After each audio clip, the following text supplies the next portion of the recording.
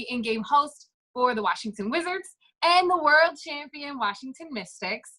It looks a lot different these days. An in-game host is now an on-TV host, so that's what I've been doing with that realm. I also have 2 shows on the DC Cable Network, and I am the digital reporter for Bentley and Aston Martin. To you, Simone. Okay, and this is me. Hello, everybody. My name is Simone New. Last name is just New, N-E-W. I am from the good city of Kansas City, Missouri. There's a difference between Kansas City, Kansas, Kansas City, Missouri. So I went to the University of Missouri. I got a bachelor's in journalism. And then I have 2 master's degrees from UCF, the UCF DeVos Sport Business Management Program. I have an MBA and then a master's in sports business administration. Quickly run through. So one of my fun facts for the speaker series was that I worked for 7 teams in 5 years. So that's 5 full-time and 2 part-time to make 7. Started out with the Washington Nationals. While I was also there, I was with DC United part-time. Then I moved back to Kansas City, worked with the Chiefs. Then I went to grad school in Orlando and started working with Orlando Magic. Then I came to DC again, and that's when I was working for franchise teams, which were the AFL at the time, Arena Football League, Baltimore Brigade, and then I was also with the 2019 World Champions, WNBA World Champions, the Mystics. And then I just recently transitioned over into the Wizards, where I am a communications coordinator, marketing communications coordinator. So a little rundown on me. Yeah. Quick question, Simone. Which has been your favorite team to work for so far? My favorite team is okay. So not to be biased, and everyone would think, no, wait. I want to hear this. Everyone would think that I was going to say Kansas City Chiefs because that is where I'm from. But honestly, if we're talking about like the team, as in the team that I've worked with, not just the name of who I'm working for, but if we're talking about the people who I've worked with and the different relationships that I've made, it would have to be with Monumental. I've been here, low key, I've been here the longest. I've been switching teams, 7 teams in 5 years. I've been switching every season. But Monumental, technically, I was there last year with the Mystics and the Brigade, and then I'm still here with the Wizards. So Monumental it's right here in my heart right now. But going home to work isn't exactly what I thought it would be. I've realized I'm not really a go home and work in my home city type of person. I like to venture out and see what else the world has. But no, that's awesome. Yeah. Monumental, and that's not just because they sign my checks right now. No, that's very important though, right there. For sure. Yeah, I mean, we all have that connection with Monumental here, so that's brought us all together here, and that's how we all connected with each other. So they're definitely a big role in my life as well. Kicking off with our first topic, with the current pandemic, it's a hot topic right now in the sports world. How has that affected the sports industry in general with jobs and your current roles? Ooh, if you want to go first, Simone, you can. Okay, I mean, I can, but We going ABC? Right, I was gonna say, are we going ABC or I can kick us off? I'll kick us off. Okay. So with me, the pandemic has really just taught me how to adjust and how to adapt very quickly and on the fly. So I moved over to the Wizard side November-ish of 2019.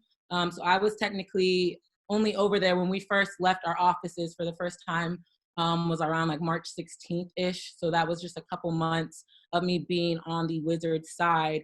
And then everything just kind of quickly needed to change. And it was really just, hey, we need this done, like get it done.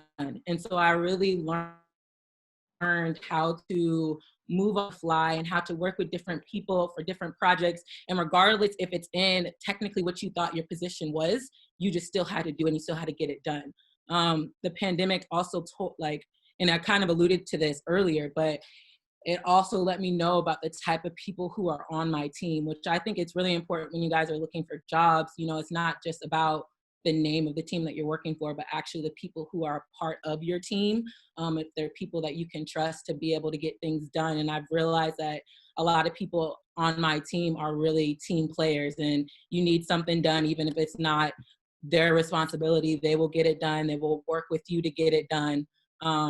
So like, I just really learned how to be an asset and how to keep things moving, because the pandemic really took everybody by surprise. We're thinking, you know, it might be a couple weeks, a couple months, and then we'll get back into the office. But it is now August, and we've been out of the office technically since March. So it's really just taught me, you know, how to adjust and adjust really quickly. Yeah, to kind of piggyback off of that, the pandemic has just, for sales in sports, has been crippling. I mean, there are so many people every other day, including Monumental and myself, who have either been furloughed, laid off, keeping the resume updated as much as possible. Again, like Simone said, this pandemic was something that everyone thought would be over in a matter of a couple of weeks, maybe months. The biggest thing I've learned is just continuing to network. You know, I've been back in conversation with people who I haven't spoke to in years, just checking up on them, making sure that they're okay, and vice versa, because you never know who they know, and you're always a position away from just a referral from getting a new opportunity. So networking has definitely been something that personally has worked for myself, but because of the pandemic and the situation with sales in pandemic, a lot of people are laid off. So it's not really a necessity. It's like a luxury. And if you're in the middle of a pandemic, luxuries are the first to go. So that's always something to remember as well, getting into sports. For sure, I agree with what both of you had to say. I went from like a super high to a super low to a medium when the pandemic started. I had one of my biggest opportunities to host an NBA All-Star Week at the end of February. So to come back, I had so much momentum to things I wanted to implement that I learned in Chicago and bring it to DC, and ways that I just wanted to be better. And things just came to a standstill. With my job as a host, I feed off of the crowd. So it was a whole different way that I had to manage things. And outside of what we do for a living, most of us are sports fans. So I never thought that I would be able to just live life without even being able to sit back and watch a game. And that just like took over me, like mentally. I was like, I can't watch sports. I can't do what I love. I can't be around the fans. I can't hug people and squeeze them. So it was definitely a transition. But the way that I've been able to overcome it is, like a lot of people mentioned, just finding new ways to add new things. Like we're doing the shows online and on TV now. Me doing the intros for the WNBA turned into, you know, standing on the court and doing it, to doing it in my home studio, which is really like my closet. So things are different.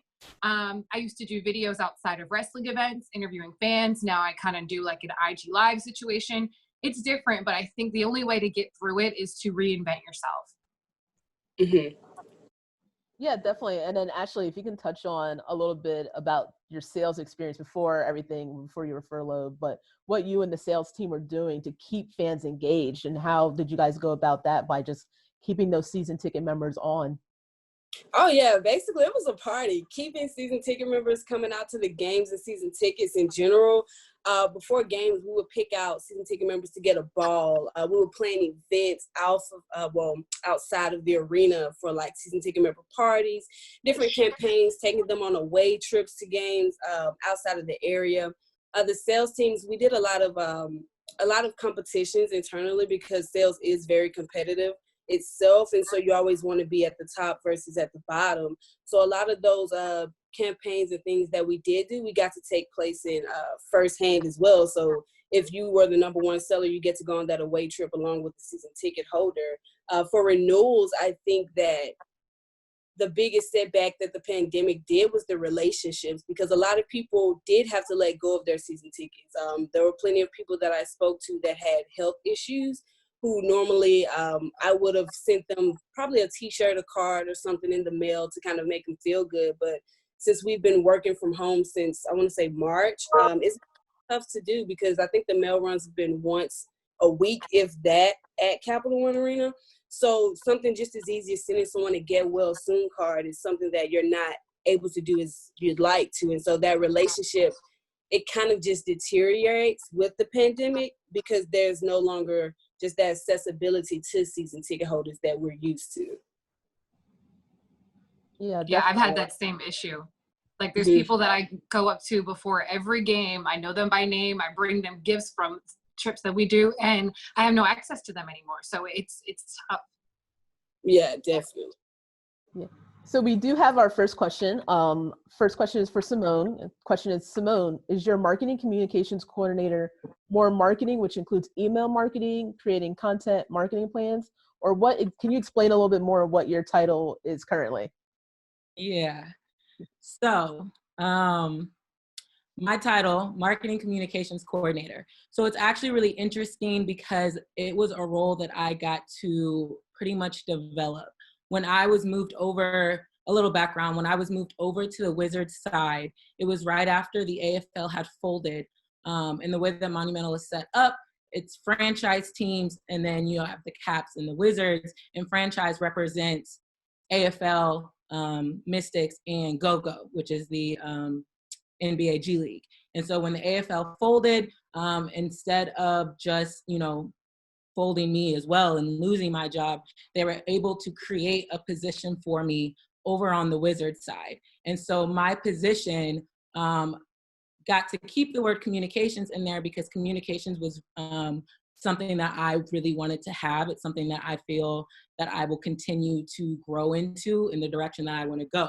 So when it comes to what exactly my position is, it's really what I make it. So I do a little bit of everything. And currently now, with the situation of the furloughs, it's a little bit even more open, which is what I was getting into when I say to adjust, because I do deal with email communications. Now, when I email out marketing things, I'm talking about newsletters, or I'm talking about PR releases that aren't the communication. So it's not team ops side, but it's more so what marketing was doing. So I've done PR releases on our kids' days. I've done PR releases on some different types of things that we were doing with Nike Game Growers. And I also send out newsletters to our kids clubs, to our youth basketball. So I kind of, when I think about my role, I really think of it as a liaison between a lot of different groups under marketing. So I help out with our youth basketball, I help out with our marketing department, and I try to help out as well with our community relations department at the time to create a flow of communications to what needs to get done, and how to communicate that out to the public of what we have done. So that's a section of my job, but then I also deal with helping with marketing as far as our promotional items. And since our season got cut short, we had to cut a lot of the things that were supposed to go out. But I help out with our marketing items, with our promotional giveaways. I help with our theme nights. And I also help with planning different activations for the youth with different programmings. So marketing communications is really an umbrella term. There's just a lot that goes into it, which I kind of enjoy a lot. It just means that I can have my hands on a lot of different projects. I get to meet a lot of different people within our company. And I'm kind of just like this universal player that if they need something done, they'll be like, you know what, Simone can do it. But technically, like, it's a bunch of little things all into one. My job is definitely really crazy. But and the crazy thing about Monumental, like, you have one job, but you do so much more than just that one job. Like, even on sales, like, you find yourself helping out with marketing, or you're hiring interns. You're like, you do so much that your job description just does not tell you. Other responsibilities could be anything. Yeah, I think we talked about that being other duties as assigned and how critical that is during this time here. Other duties as assigned is crazy right now. Yeah. It's all over. You don't even really question it anymore. You just kind of do it. It's like, okay, this is what I'm going to be doing now. I got to help out with some of the things with our mascot too. So it's just another marketing, since our marketing department holds so many different things. Game Press is kind of under there too. So I'm really just everywhere at any given time. Yeah. And I think that's the unique thing about having a career in the sports industry is that you get to put your feet in so many different areas in the industry. Like Ashley said, even though she does sales, she was able to help with the marketing initiatives and hire interns. And then with Simone, with her umbrella that she's doing, and then even with Britt, how she was able to do from inside the court to actually going on TV and broadcasting the games that way. So that's what I think was really unique and what I love about working in the sports industry there. So to go on to our next topic here, and I think this is a great question for all the panelists, but especially Britt, discuss the importance of self-branding and championing for yourself. It's super important. Like we said, especially during times like this, you have to be able to reinvent yourself. And just how Simone was talking about all the things that she's done, I'm sure she's shown that she can do them. So what I do is I take every opportunity so people can see what I'm capable of, whether it be on my Instagram, my Twitter feed, in person, or even if I'm out to eat. You can get booked at any time for anything. One time I was eating at a restaurant and I ended up hosting karaoke nights there, just because you just make yourself aware of what you do. The best way that I think is to use the social media. I wish the social media was this big when I graduated college. But it's definitely a way to connect with people and to showcase your abilities. LinkedIn is a great place. I use Instagram a lot because I can show and be personal, especially with my job as a host. I think it's always something that gets slipped through the cracks, that you show like, oh, I'm able to do this. My resume looks this good. But sometimes it's those personal touches that really get you over. I'm sorry, I keep coughing. Don't have COVID. But one of the things that I think helped with this job in particular, I was actually auditioning for the Arena Football League, the Washington Valor. And I told them, I was like, I'm a Maryland grad. I'm obsessed with women's basketball. And even though I was there for the Arena Football League job, I ended up getting the Mystics job because I was so vocal in giving tidbits about my personal life. And I was like, I did play-by-play broadcasting for the women's team when I was in college. There was like 6 Terps on the Mystics at the time, and I made it known. I was just like, this is the position I'm going after, but if there's ever anything else that you guys need, I'm available. So I would say just keep promoting yourself. And sometimes it's hard. It seems like a brag, but there's a way to balance it.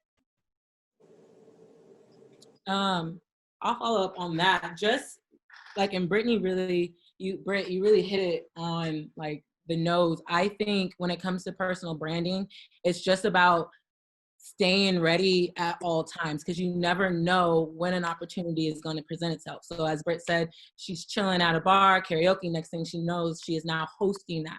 So when it comes to your personal branding, I think that, you really have to shine through and let yourself be you at all times. So I remember when I was when I was in college, J school, and they told us, that we needed, at the time back then, social media was so different, but they told us that we needed 2 separate Twitter accounts. They're like, you need a professional Twitter account and you need your own Twitter account. Now though, that piece of advice is kind of gone away, because I think I'm against trying to hide yourself on any type of social media.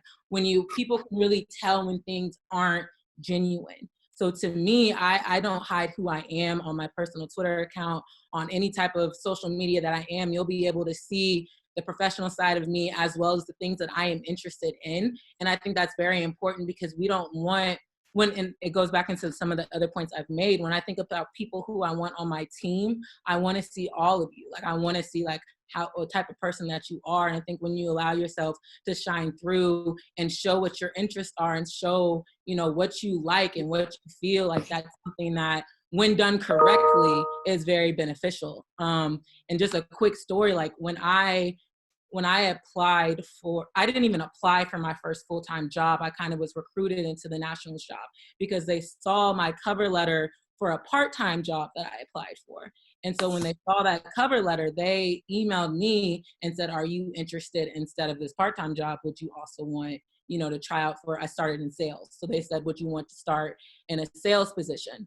And I think that just goes into the personal branding that I even include into my cover letters, is just to really shine through at all times and to never, try to sugarcoat who you are and where you've come from. I think it's very important to have that personal branding that represents you and to show why you're an asset in everything that you do. And I don't know, some people might still want to keep things separate just based off of, you know, I want to say this, that, and the third on my social media account, which you can do. But for myself, I've decided that I don't want two separate things. I want everything to be me, regardless what platform I'm on. Yeah, I completely agree with what both Simone and Britt said. For myself, I think that the situations I've been in, like, for example, I started out in Wizards inside sales class at Monumental and got promoted over to the franchise position on the franchise team with the Mystics. Part of that was me being personal.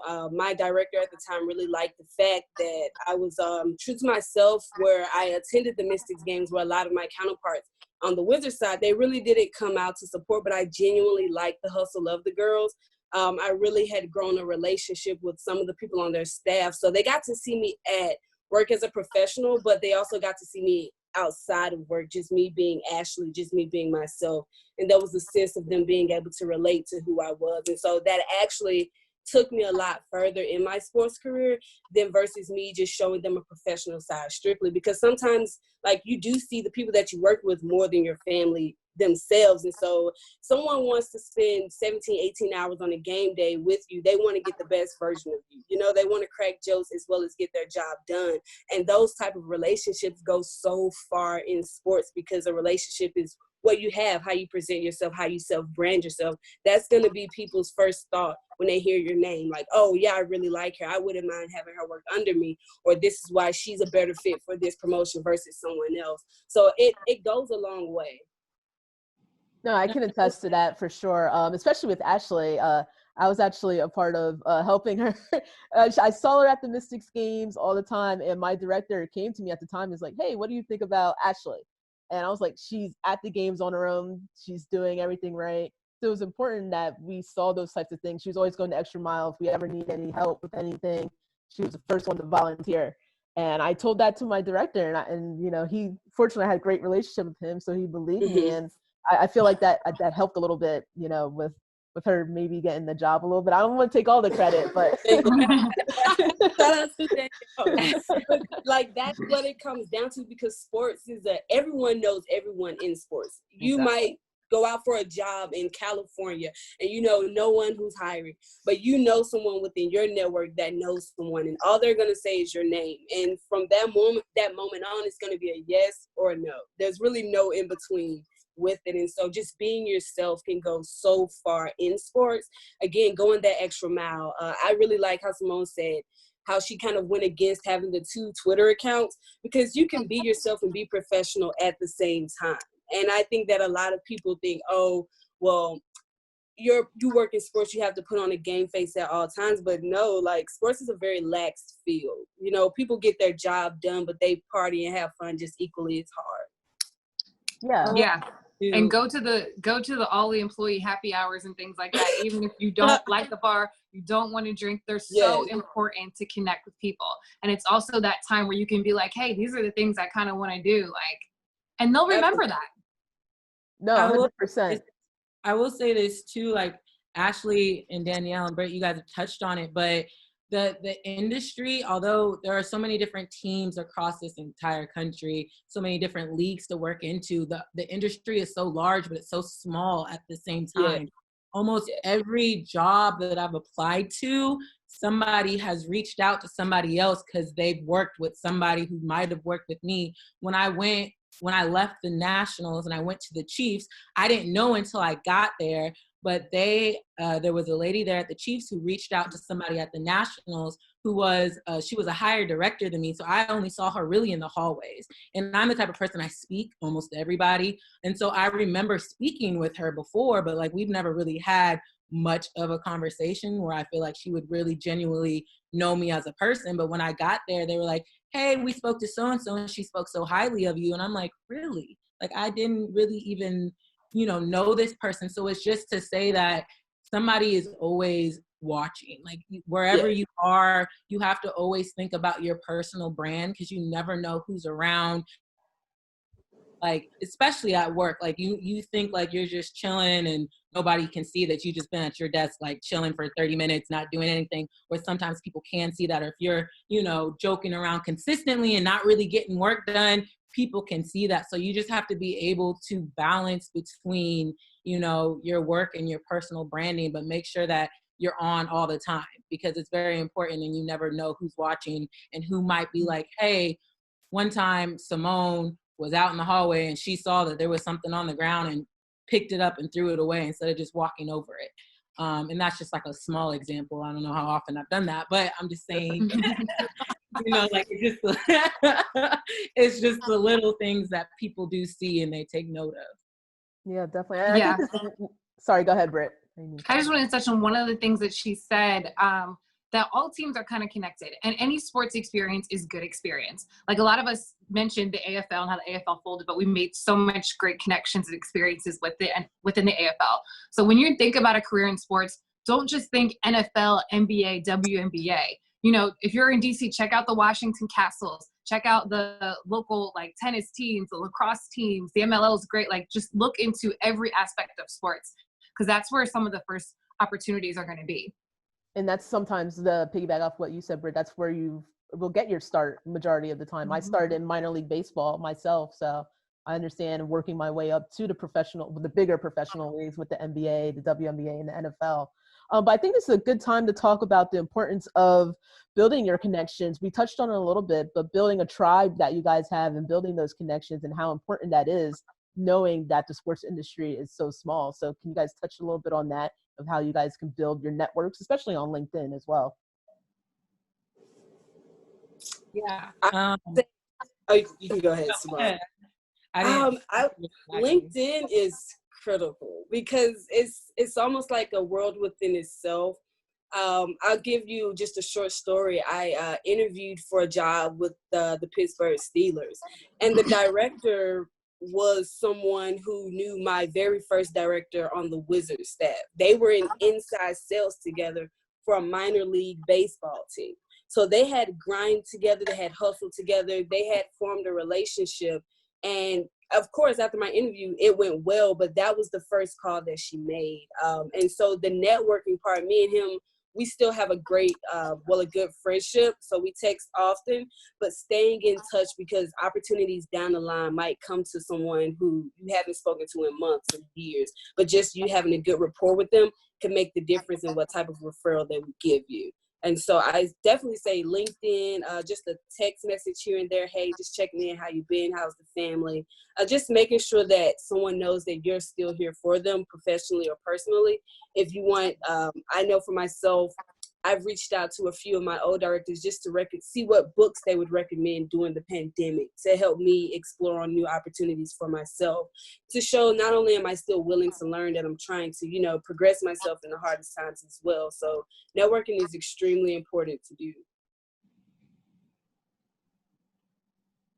Yeah, so in this industry, networking is crucial. And so I was able to see the other side of teamwork on the Wizards side, because we were looking for an intern before the pandemic hit, and right now we're on a hiring freeze. But prior to the pandemic hitting, I was going through our internship applications on Teamwork, and there were over 500 applicants for one position. And it is so incredibly hard to sit there and look at 500 applications while you also have your daily duties to do. So anytime somebody would email me and be like, hey, can you pull so-and-so's application and take a look, it was really helpful to me. It didn't guarantee that you would get an interview, but it guaranteed that I at least would look at it. So when it comes to this industry, I think networking is so important. When you're out and you see people and you're out at these conferences, back when we had conferences, and you're able to see people face to face, like to ask for their business cards, and then once you get it, don't just put it in your, your bag and never follow up. Like ask for the business card, then follow up. But you have to follow up and introduce yourself in a way that it's personal to them and they can remember. Because at these conferences, you're meeting so many different people. You're meeting there's so many different faces going in and out. So if you just send a blanket email to every person you met that day, it's less likely that you will get a reply if it's just hey, met, wanted to talk to you, signed whoever. It's more like, hey, we spoke about this when we were talking, we connected on this, I went to Mizzou, you went to whatever, like include some type of personal anecdote in there when you're reaching out to people so that they can remember, okay, yes, I do remember talking to this man, I do remember talking to this woman at this conference, and they can reply to you back. But it's also really crucial, and Ashley touched on it, don't just hit people up for jobs, because we know why you're emailing us. Yes. You want a job. Like we're not, ignorant to that fact. But if you're also emailing people just to check how they are, I remember prior to me getting this job, I had met our chief, well, what is he? I met Hunter prior to me getting this job, and he went to KU, I went to MU, and that was how I came up to introduce ourselves, because he went to the KU journalism school, I went to MU, so of course we butt heads were border wars. But I remember I reached out to him, and I, like on the first day of the season, I was like, hey, happy season. I hope you guys do well this year, blah, blah, blah. Just sent a note. Didn't want anything. I just reached out to wish a happy season. And it's when you do things like that, when you're reaching out to people just to have them in the back of your head, but you're not just reaching out just for the job, I think that's also beneficial. Last point, and I know I've been talking a lot, is the just volunteer. So my job with DC United came from, I met a woman over there who was in charge of the street team. I had asked, of course, if I could join the street team. She said they were full. And I said, okay, well, can I volunteer and kind of shadow and just help out at a game? And she was like, yeah, that'll be fine. Then, I did that for 2 games. On the 3rd game, they were like, hey, look, do you want to be paid? And I was like, I would love to be paid. So like, that is how, like, you might not get paid up front, but if you volunteer and you show that you're willing to put into the work and you do it, then they might be able to make something work for you. And that's my last tip. Yeah, no, I totally agree with that volunteering, especially when you're in the college and high school, when you're in high school and college, maybe volunteering is the way to go. You might not get that paid internship right away, but showing that you are willing to volunteer and come in and shadow or even just work for free in the beginning, that goes a long way, especially when it's time to apply for those full-time internships, those paid internships, or those entry-level positions there. Yeah. And there's also ways to network without, like, especially during COVID times, without seeing people face to face. I always tell people, stop asking to take someone to coffee and pick their brain, because there's probably 20 people in their inbox asking for that. And a lot of these people that are doing the hiring have very busy lives and don't have time for coffee. I've had a whole mentorship relationship with someone I've never met in person before. We would check in once a month and she would go over things that I had. Or when people reach out to me and they ask me for coffee, I'm like, hey, I have actually some online resources where I line out, like, I'll have a whole video of like a day in the life so you can see what I do, how I got my job, things like that. I would look into stuff like that. Also, don't be afraid. I mean, like, my job is different than theirs. I don't have a desk and there's no like people around. So like, it's usually just me and my co-host who I'm hosting with. So I use social media more than LinkedIn to link with other people who aren't just where I want to be, but other people who are interested in the jobs that I'm interested in. We have an NBA host Zoom like once every 3 months, and every host from every team just gets together and talks about random stuff that's going on in our companies and ways that we can be better collectively. Oh, that's great. Definitely want to get to one of the questions that we have here. So one of the questions that we have is for Simone. I want to get into marketing, communications, and PR side of things. My undergrad isn't in either of those things. Would you maybe recommend graduate school or just gaining experience is beneficial, or maybe both? I missed the end. Would I recommend graduate school or getting the experience? Or both. Or both, yes, or both. Okay, so when it comes to what your undergrad was and what you want to do, I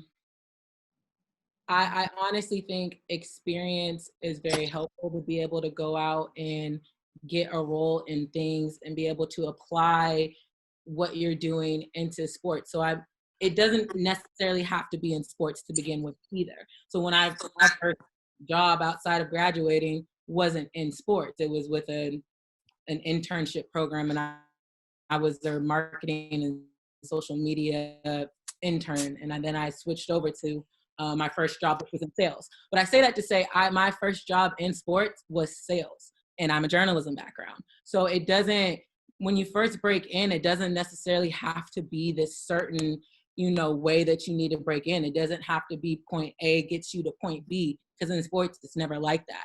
Do I recommend grad school? I'm a little biased because I went. But the reason I went to grad school didn't necessarily have 100% to do with the degrees that I got. It was more so the program that I went to.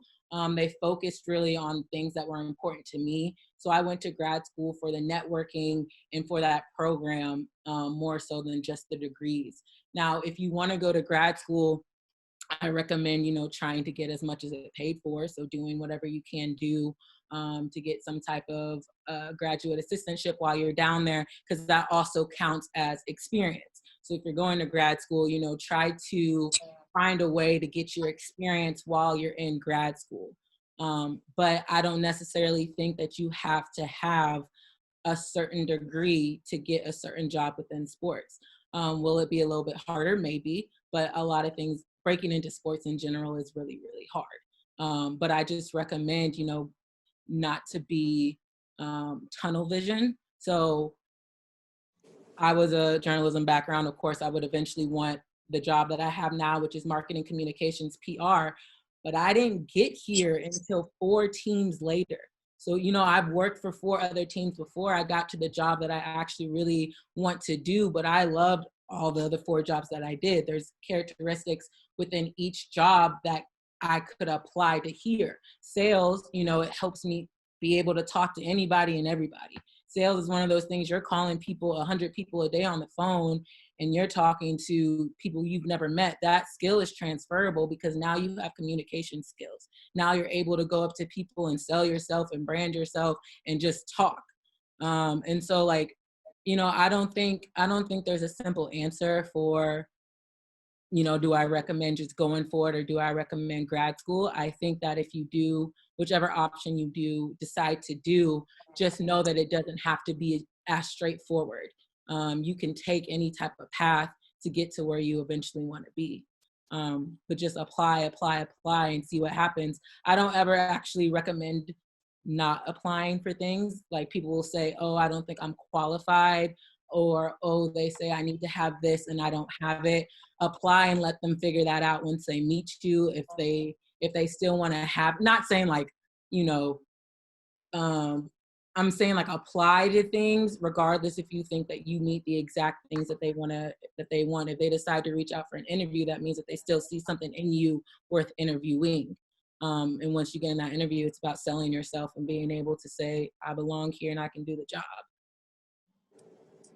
Hopefully that answers the question, but I know it was a little around. But there's just not a straightforward answer. I think you just have to go out and try everything. Yeah, I mean, I can speak for, I didn't get a higher degree. I don't have a master's or a doctorate or anything like that. I've always felt the experience is very important, but don't get me wrong. If you want to get that higher education, I'm all for it, bravo for that, for sure. But it's not this end all that you need. It puts you in a better pay bracket once you get into those those higher levels, managers, directors. But in the beginning, I would definitely say experience trumps a little bit over the higher degree for sure. But if you get into that entry level job and then you decide you want to go in and get your master's, that will definitely probably put you in a better light as when you go into those higher positions as directors, as VPs, monetarily for sure. And your experience doesn't have to be in sports. I mean, it can be an experience in whatever you've done, whatever type of internship you've had, that can be transferable over to sports. Because I know internships are just as hard to grab as full-time jobs. So don't think like, oh my goodness, I've never had any type of anything related to sports in my resume, in my background. That doesn't matter. I've met so many people who've taken so many different paths to get to where they are now that they didn't start out in sports either. Yeah, definitely. Getting to another question. This is for everyone, so feel free to answer. Everyone, as Black females, do you overall feel welcome in the sports industry? Who wants to talk about that one first? That is a tricky question. It's not a tricky question.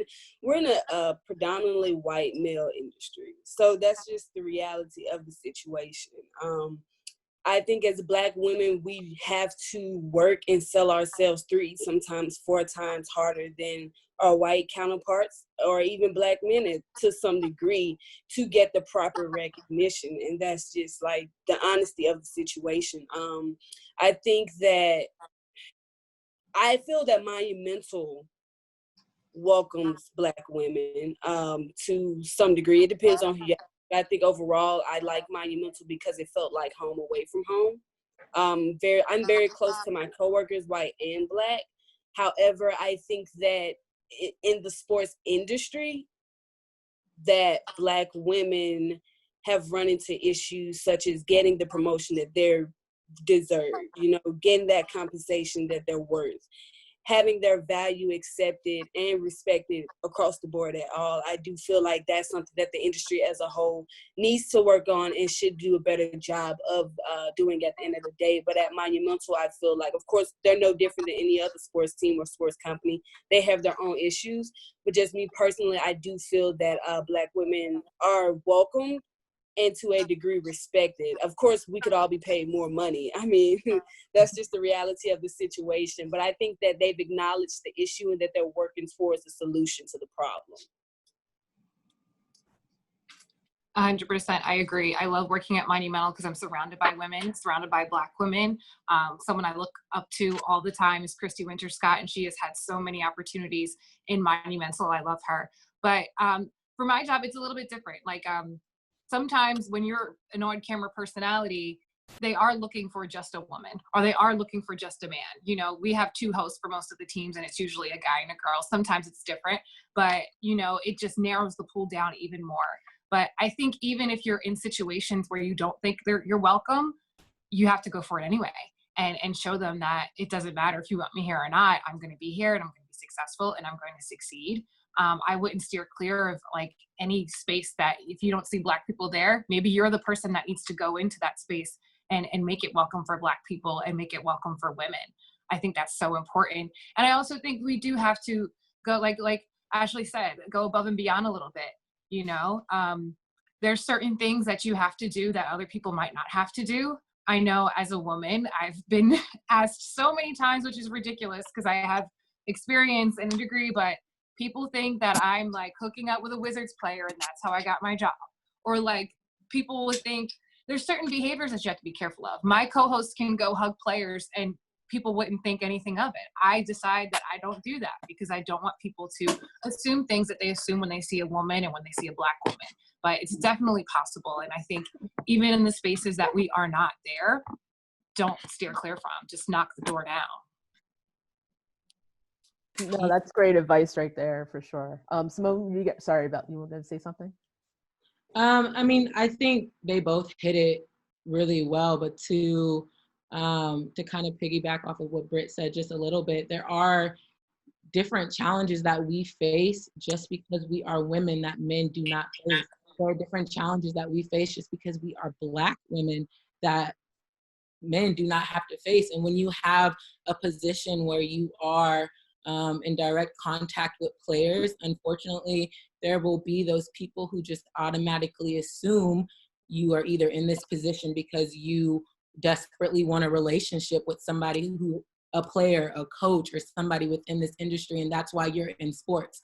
I feel like women have to consistently back up and are asked why they want to work in sports and to name, okay, who's the starting lineup or name who won the 1972 World Series or something, just because we are women. And honestly, it gets annoying, and unfortunately, it's a part of the industry that we do have to deal with as women. I don't see it going away anytime soon. So to come in and to be ignorant of it isn't the way that I would recommend going. I remember in grad school, I've had conversations with people, with women in sports, and they kicked all the men out the room and they wanted to talk to the women just one-on-one to give them a real look of, hey, you have to be cognizant of what you're doing and like how you interact with people just because of the fact that you are a woman. So there are definitely different battles that you have to face, but I would never recommend not going through sports just because of the different challenges that we face. I think at the end of the day, it makes us stronger. It makes us better professionally just because of the things that we've had to go through, just as women, especially as Black women. But what I will say is there is a women community within women in sports. It's definitely, with recent events, it's definitely booming more so of now, just the popularity of supporting women in sports, supporting like women who are athletes in sports as well as women who work in sports. So, you know, just know there is a community there. You don't have to go through it alone. At some points it might feel like you are alone, but that's what the importance of mentors are, is be able to reach out to somebody if something ever does happen to you, to be able to talk to somebody who looks like you and who has maybe been through something like you, just to be able to talk and share your experiences about it. But yeah, there's definitely a difference. And there's definitely some different challenges that we have to face. Yeah, I can attest to what Simone lastly said there, of having that mentor that can walk you through that process. Especially you'll realize this in the sports industry when you're on the moneymaker side. So if you're in ticket sales, if you're in sponsorship, you'll realize the lack of sellers. You'll see a lot of women who are on the activation side, who are on the retention side, but you won't see a lot of women that are actual sellers or ticket sellers or corporate sponsorship sellers. So when I first started, I was on the ticket sales side. And I was #1 WNBA seller. I was actually a top seller in Monumental, top seller in the company. When it was time for a director's position to come open, there may have been some issues with being overlooked because, you know, sometimes you can look at it as a good old boys club. And that unfortunately hit me pretty hard with that good old boys club. The person who was promoted into that spot was the director's best friend. They went out to dinner every night.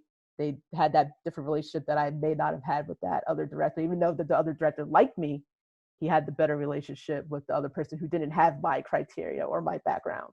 But I had a mentor, and she's a great mentor. She's actually the president of the Los Angeles Sparks, Danita Johnson. I talked to her about that situation, and she walked me through the process of making sure I am connecting with different people, making sure I am being put in those rooms, keep striving, keep going above and beyond. And just talking to her almost monthly really kind of just helped me through and strive through, and going on to the corporate side of things and keep getting promoted and keep showing yourself, and don't let them know that bothered you. Just keep getting better. So the importance of a mentor that understands what you've gone through and still be able to give you that advice and then champion for you later on is very big.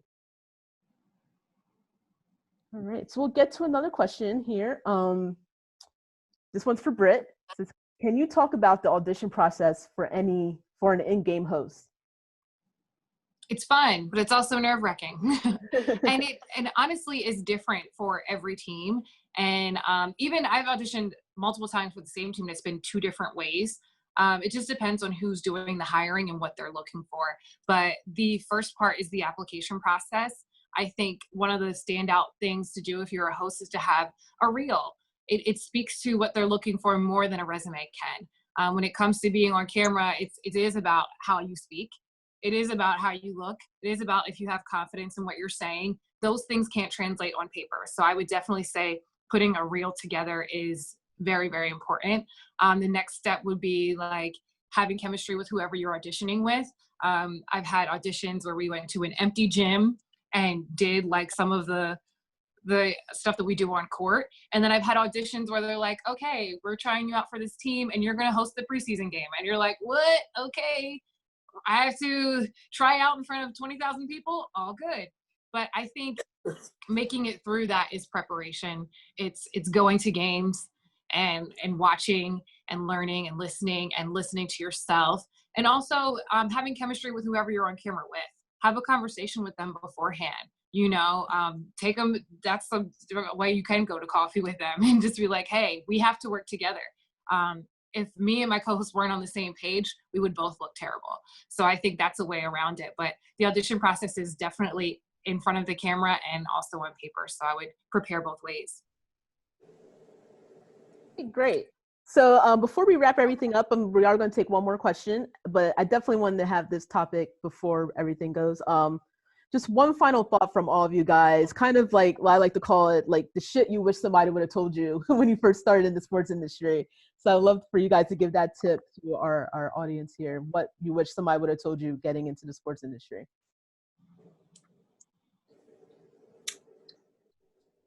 I think I wish someone would have told me to get experience sooner in college rather than later.